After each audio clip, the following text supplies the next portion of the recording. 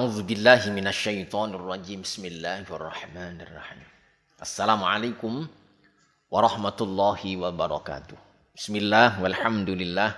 Assalatu wassalamu ala Rasulillah wa ala alihi wa ashabihi wa mawala. La haula wa la quwata illa billah. Amma ba'du. Hadiral mustami'in al-kiram. Bapak Ibu, saudara-saudaraku, kaum muslimin muslimat dimanapun berada, yang mudah-mudahan senantiasa mendapatkan ridhonya Allah Subhanahu wa ta'ala dari seluruh apa yang kita laksanakan dalam beribadatan keseharian kita. Terlebih ibadah Ramadan kita. Bagian dari yang akan kita selesaikan guna menyempurnakan ibadah kita di akhir Ramadan, maka diwajibkannya umat muslim ini untuk melaksanakan zakat. Dan memang biasanya umat muslim ini di dalam akhir Ramadan banyak kemudian mengeluarkan zakat.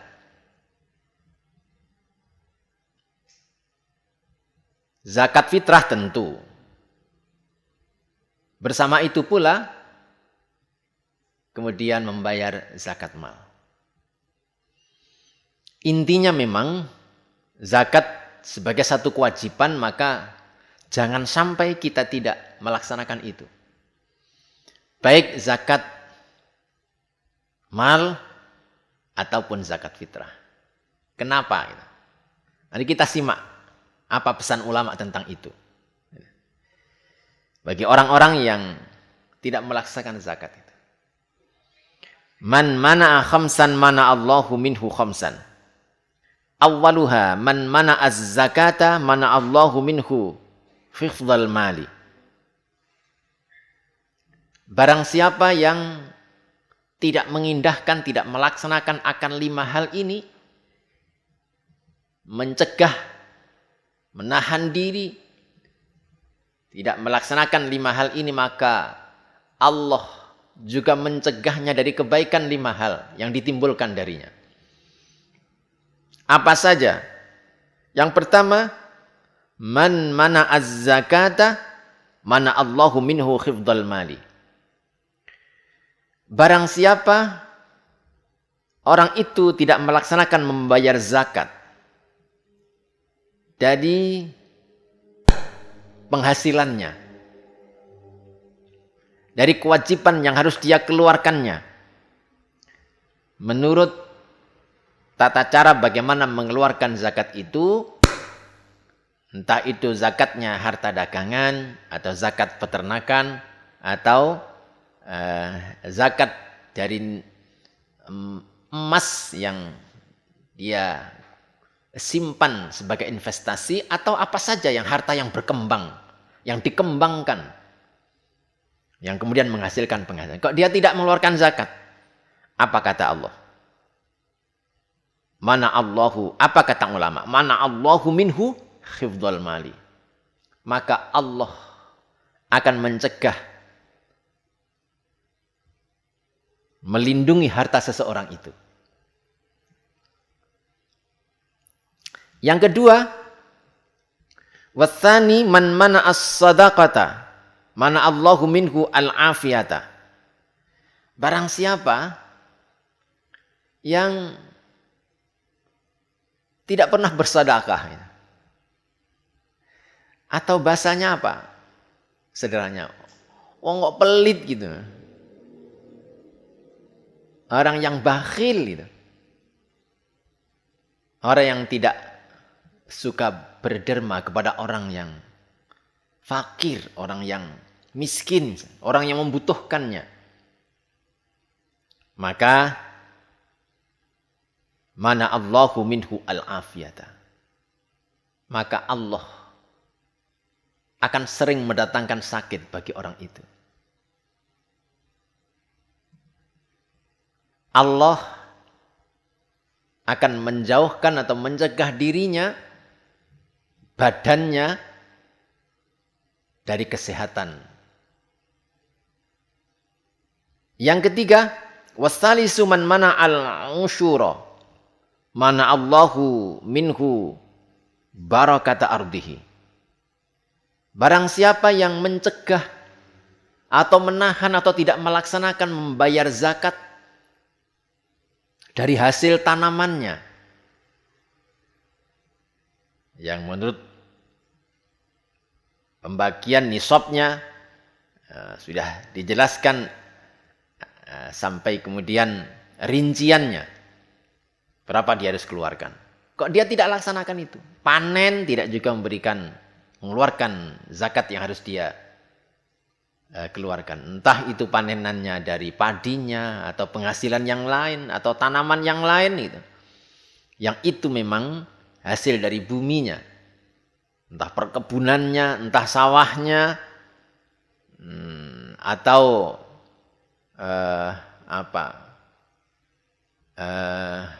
tanaman agronya yang hari ini banyak bioteknologi yang kemudian mengembangkan berbagai tanaman untuk menjadikan berpenghasilan yang banyak. Kok dia mencegah itu?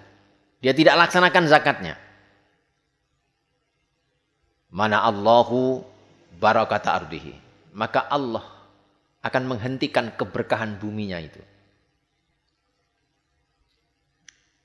Warabi'u man mana'ad du'a'a mana Allahu minhu al-ijabata. Barang siapa yang tidak suka berdoa, barang siapa yang tidak sering berdoa, barang siapa yang tidak senang memohon kepada Allah dengan doanya, yang dari doa itu kemudian orang bersimpuh di hadapan Allah merasa dirinya kecil gitu. Seberapapun kesuksesannya, dia merasa hamba dari Sang Khalik Allah Subhanahu wa taala yang menghantarkan dan menentukan jalan hidupnya itu. Maka mana Allahu minhu al-ijabata. Ketika dia butuh, ketika dia berdoa, ketika dia bersimpuh pada saatnya, dia menemui kesulitan, maka saat itu doanya tidak menjadi doa yang mudah diijabah oleh Allah Subhanahu wa taala. Wal khamisu yang kelima, man tahawana bis salati mana aminhu indal mauti qaula la ilaha illallah. Barang siapa yang tawana itu gampangake apa? Kenapa? Gampangake niku napa? Meremehkan. Barang siapa yang meremehkan bis sholati kelawan sholat, mana amongko bakal nyegah minhu saking man indal mauti ketika dia mati qaula la ilaha illallah. Orang kok meremehkan sholat? Ya sholat seenaknya saja. Dia sholat tapi semaunya saja. Entah dari sisi mana meremehkannya. Bisa jadi dari sisi waktunya. Nah, seharusnya di awal waktu dia bisa, lalu kemudian dia biasa mengakhirkannya. Bisa jadi dari menyempurnakan ibadah dari sisi syaratnya, dari sisi kesunahannya, atau apapun itu. Maka jangan berharap orang itu nanti akan mudah melafalkan la ilaha illallah di saat akhir hayatnya.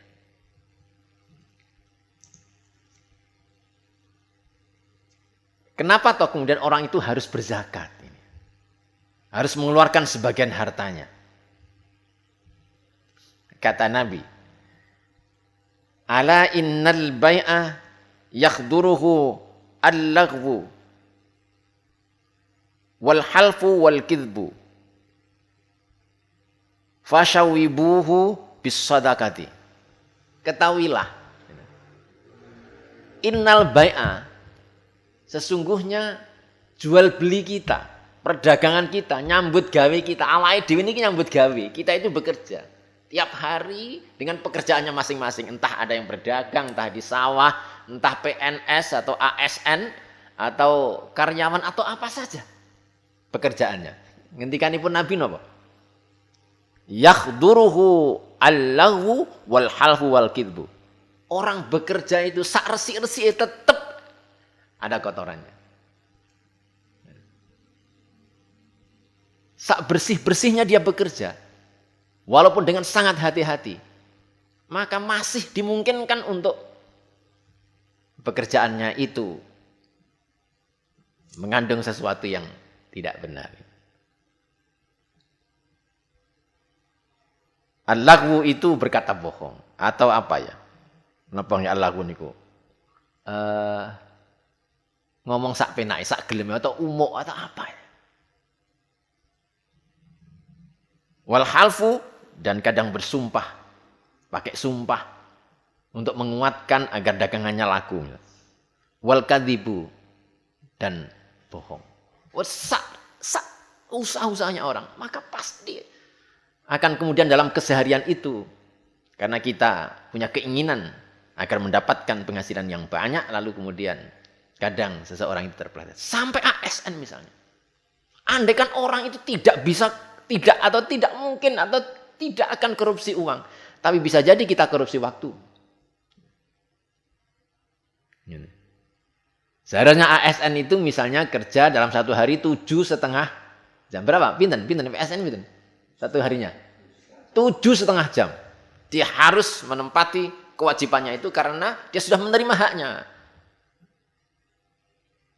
Tapi kadang dia gunakan waktunya itu untuk tidak melaksanakan apa yang menjadi kewajibannya. Padahal haknya sudah dihitung dengan kewajiban yang terhitung pula. Siapapun itu. Ini kalau uangnya nih.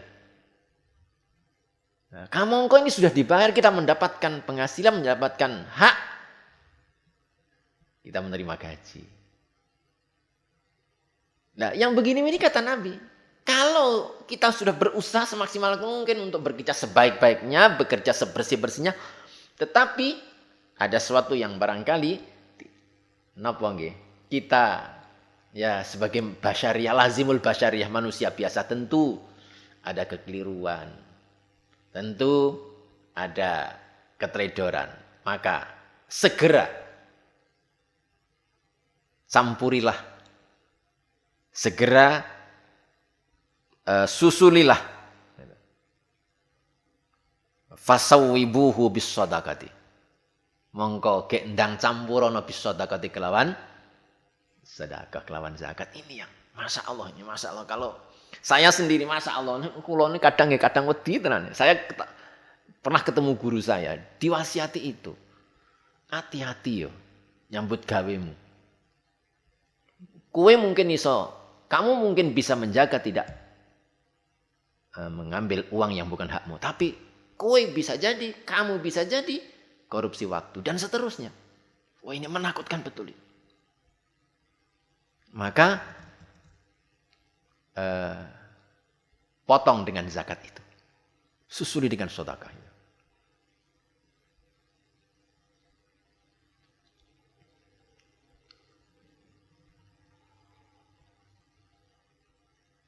Dan terlebih lagi, ayyuhal hudur, kenapa orang itu harus membersihkan hartanya dengan berzakat dan bersedekah? Karena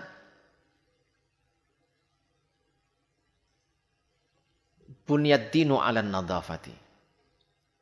Manusia itu diciptakan oleh Allah dari bahan sperma yang statusnya itu suci.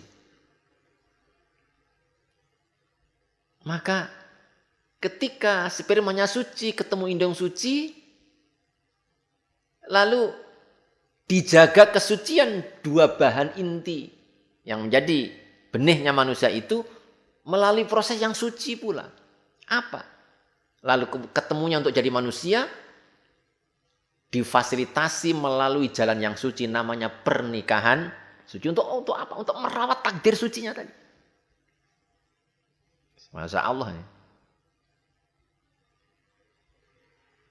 Lalu kemudian dilahirkan ke dunia oleh Allah disediakan makanan yang suci. Namanya Pak ASI, makanan terbaik. Sampai tidak membutuhkan makanan yang lain. Sehingga makanan ASI eksklusif. Ini masa Allah, ini Gusti Allah tenan, ini sing notok Gusti Allah tenan. Apa pesannya? Kalau kemudian ini dilanjutkan oleh kemudian orang tuanya memberikan makanan, lanjutkan makanan yang diberikan itu adalah yang halalan thayyiban. Maka ayatnya tentang itu Allah shareh ngendikane niku. Ya ayyuhan nasu kulu. Ayyuhan nas, seluruh manusia, benihmu itu suci. Diawali oleh Allah, Allah paring ASI yang makanan halalan thayyiban. Ayyuhan nas, tidak khusus orang mukmin, tidak, seluruh manusia. Ayyuhan nas. Maka makanlah yang halalan thayyiban. Kenapa? Melanjutkan takdir sucimu itu untuk terus terjaga sebagai kemuliaan takdirnya manusia. Walaqad karramna bani Adam. Jadi manusia ini pancen ya suci. Mulya fi ahsani takwim. Sampai dikawal oleh Allah sedemikian rupa untuk menjaga kemuliaan dan kesuciannya itu. Maka ketika manusia melibatkan diri harus menjaga dirinya, untuk menjaga keluarganya, maka dijaganya dengan asupan makanan yang halalan thayyibah. Allah ya karim. Nah, dibangunnya agama yang kita anut, agama Islam ini, kita sebagai seorang muslim ini adalah berdiri di atas sebuah kebersihan. Atas dasar kebersihan dan kesucian. Maka diajarinya orang itu terus untuk mensucikan diri dhahiran wa batinan. Maka pelajaran di dalam kitab-kitab fikih itu yang pertama biasanya lalu diajari tentang thaharah. Nah, thaharah itu kalau di dalam hikmatul tasyri'nya, di dalam beberapa kitab itu diterangkan bahwa tujuannya tidak cuma membersihkan dari debu saja. Tidak hanya membersihkan dari kotoran yang tampak saja. Tetapi lebih jauh dari itu.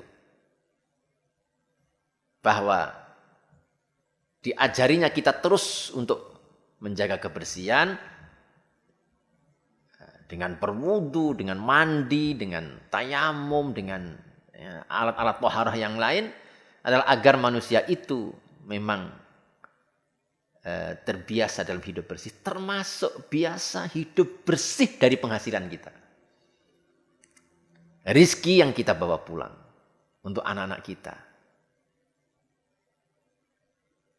Kalau kita bawa pulang kok yang tidak halal, tidak thayyiban, maka itu akan mencederai dan mengotori takdir kesucian kita sebagai ciptaan Allah yang namanya Bani Adam ini. Maka jangan heran itu. Ketika orang itu, kenapa kok sholat kok wangil khusuk? Enten nggih, sholat wis merem-merem. Wis ditoto tenan le sholat. Ya wis bola-bali sholat. Ya kecilik tekan umur gede lan tua, tapi kok wangil khusuk. Kenapa?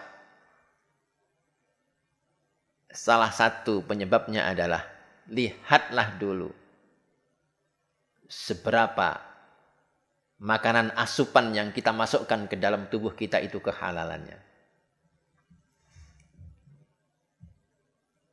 Awake madhep ngulon ya iso, madhep kiblat iya. Sampai ketepatan diukur seberapa presisinya. Tapi kemudian hatinya lalu kemudian apakah tawajuh kepada Allah? Hati ini madhep ke ilahi Rabbi Allah Subhanahu wa taala apa tidak? Masa Allah ya. Ya Allah.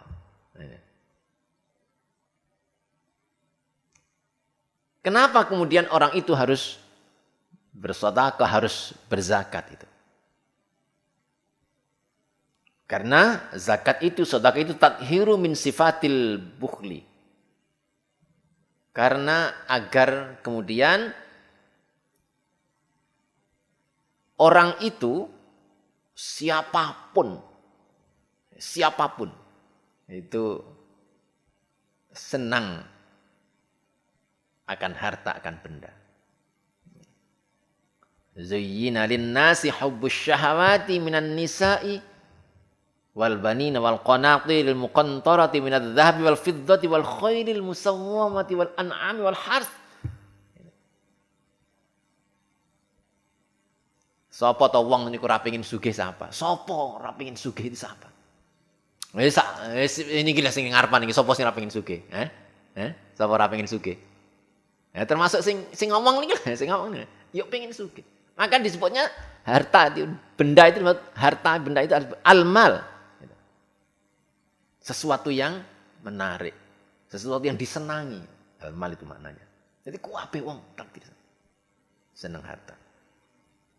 Kenapa? Karena dari harta itu dia bisa menikmatinya.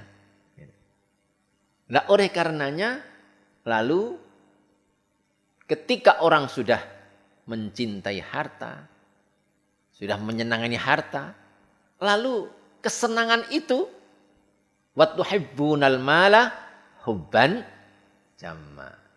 Kadang cintanya terhadap harta itu berlebih-lebihan sehingga dalam kehidupannya dia sandarkan semuanya kepada harta.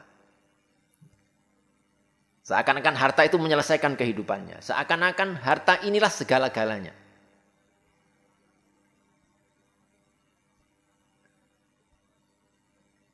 Sampai kemudian nyawa pun sandarannya kepada harta. Ukuran kehidupan sukses apa tidak harta.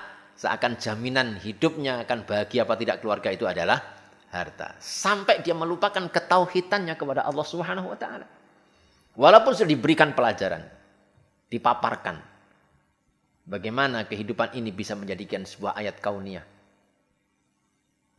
Ada si fulan kurang apa kayanya, di dalam rumah tangganya seharusnya tercukupi semua, apakah kemudian menjamin akan kebahagiaan dan bahagianya di dalam kehidupan rumah tangganya? Enggak juga.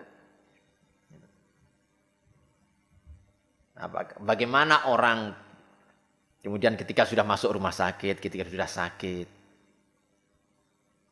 walaupun dia kemudian dikitari oleh dokter obat yang paling mahal, dia biayai rumah sakit yang paling eksekutif kelasnya, rumah sakit yang paling mewah, kayak hotel yang sekarang banyak bertebaran di mana-mana itu, apakah kemudian hartanya mampu menghentikan dirinya dari akan takdirnya Allah Subhanahu wa taala? Tidak juga harta itu mampu menahan nyawanya untuk kemudian tidak pergi dari badannya. Tetapi ketika sudah wa tuhibbunal mala hubban jamma, maka dia lalai bahwa Allah lah penentu dari semuanya itu. Saya pernah disambati ketika ada orang yang sakit. Mohon maaf, sakitnya itu gagal ginjal. Sampai kemudian dia tidak lagi percaya akan doa. Bahkan dia tidak mau lagi ibadah. Bahkan tidak mau lagi ibadah. Salat sampai dia tinggalkan. Apa dia katakan? Yang menyembuhkanku bukan salat, obatku yang akan memberikan kehidupanku untuk lebih baik bukan salat dan bukan doa. Ya mesin pencuci darahku inilah yang menentukan aku. Hidup dan matiku ada di situ. Sampai begitu. Masya Allah. Na'udzubillahi min dzalika. Maka berzakat itu adalah menghilangkan sifat bakhil kita.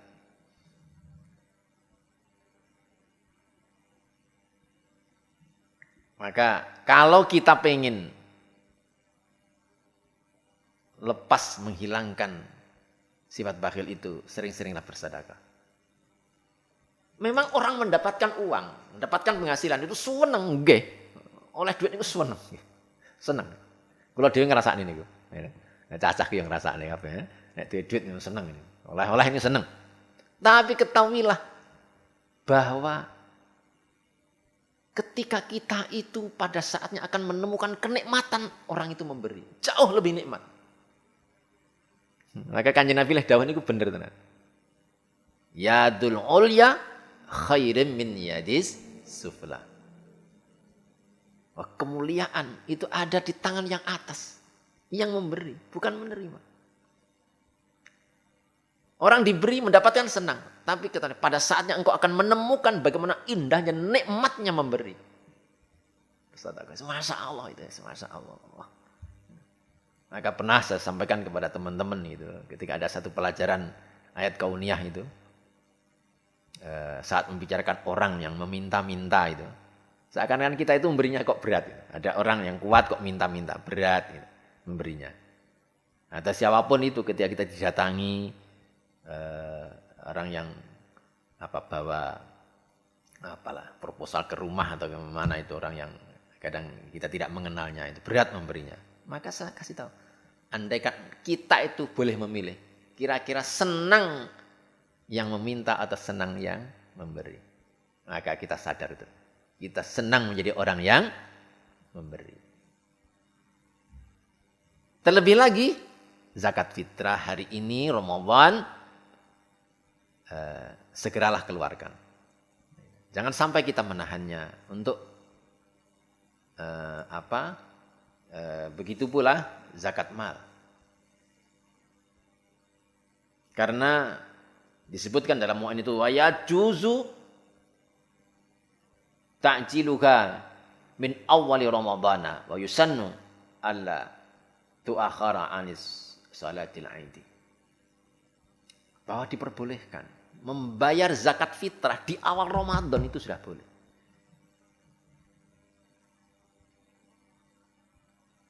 Saya melihat terlebih hari ini ketika Ramadannya tidak sebagaimana Ramadan yang lalu. Kita di tengah-tengah pandemi, kondisional betul. Banyak orang yang lapar, banyak orang yang harus berRamadan dengan keterbatasan yang dimakannya. Maka alangkah kemudian menjadi indah dalam kehidupan kita bertetangga, bermasyarakat ketika itu segera mengeluarkan kita. Maka takmir atau masjid atau amil ya segera umumkan menerima penerimaan zakat dari jamaah itu hari ini. Segera diumumkan. Disiapkan jauh hari sebelumnya. Tidak usah nunggu 1-2 sebelum akhir Ramadan. Kenapa? Situasi kondisinya menuntut dan memerlukan untuk kita mensegerakan itu. Gitu. Maka oleh karenanya membazar zakat, baik zakat mal maupun zakat fitrah hari ini, maka wa yajuzu ta'jiluha min awwali Ramadan. Segerakan, tidak usah menunggu akhirnya.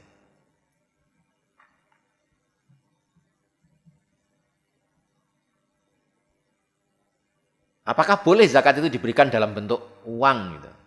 Boleh. Menurut Imam Hanafi memperbolehkan itu.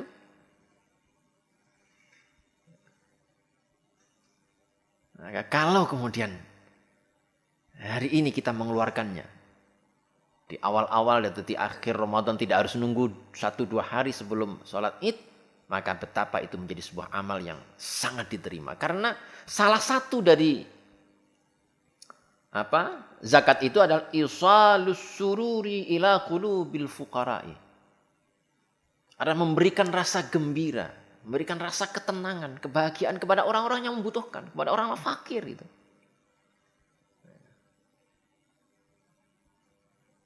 Mereka betapa Masya Allah senangnya apabila diberikan apa yang dia butuhkan itu. Maka salah satu ibadah yang afdal idkhalus sururi, memberikan rasa bahagia. Khairun nas anfa'uhum linnas.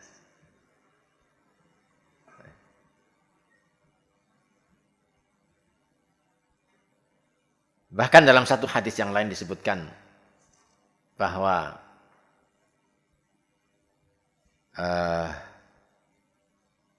salah satu lagi apa yang mau digapai dari berzakat itu. Inna fiha daf'al bala'i wal amradi. Kama qala Nabi sallallahu alaihi wasallam, dawau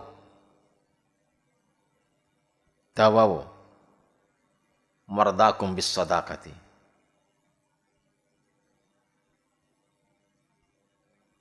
Obatilah sakitmu itu dengan bersedekah. Nah, sakit itu bisa jadi sakit lahiriah, bisa jadi sakit batiniah. Termasuk sakit batiniah itu ya bakhil itu.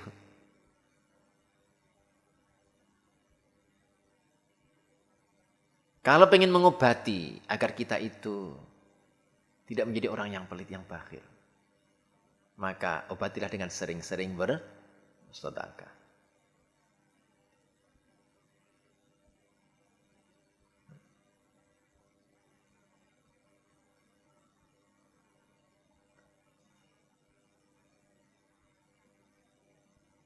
Wa anna fiha idkhalu sururi 'alal masakini wa afdalul a'mali idkhalu sururi 'alal mu'minina.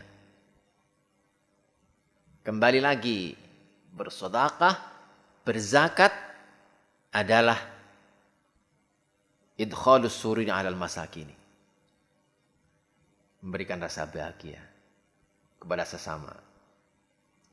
Wa afdalul a'mali, dan ketahuilah amal yang paling afdal itu apa? Idkhalus sururi 'alal mu'minina.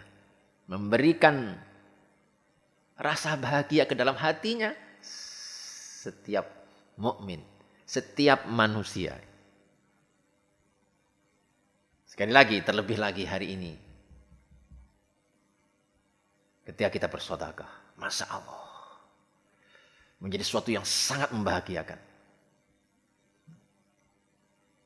Nah, yang menjadi penting untuk kita garis bawahi dalam bersedekah itu adalah mari kita jaga israr kita.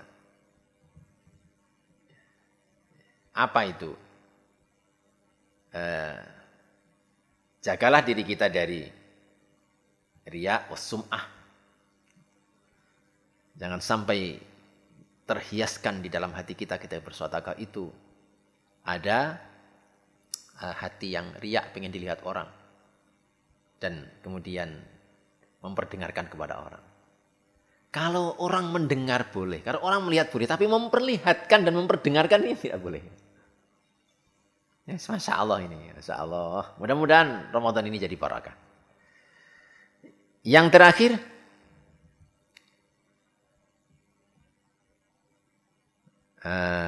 wal khamisu man tahawana bis sholati mana aminhu indal mauti qaula la ilaha illallah. Jagalah sholat kita. Jagalah tertibnya sholat kita. Siapapun itu. Terlebih lagi anak-anak remaja yang hari ini ketika Ramadan gitu, bisa jadi malam tidak tidur, sekalian sahur, malah ora subuhan ini. Onten badan ngoten niku. Onten badan. Enten badan kira-kira terus sahur terus bar sahur terus suruh malih subuhane jam 7 ma'ad duha. Enten badan ngoten kira-kira. Ana? Ana maksudnya. Enten. Wonge ya teko ora wonge? Wonge teko ora? Allah ya karim. Orang kok menyepelekan salat. Waktunya salat, pelaksanaan salat kok dia sepelekan. Maka jangan harap ketika maut menjemput di akhir hayat itu bisa berkata la ilaha illallah. Padahal kalimat itu kok bisa menyertai perjalanan akhir hidup kita. Dakhalal jannah. Jagalah salat. Jangan sampai kita tinggalkan, jangan sampai kemudian hawailul lil musallin alladzina hum an salatihim sahun. Itu yang bisa kita sampaikan. Mudah-mudahan ada manfaatnya. Wal afu minkum wallahul muwaffiq ila aqwamit thoriq. Wassalamualaikum warahmatullahi wabarakatuh.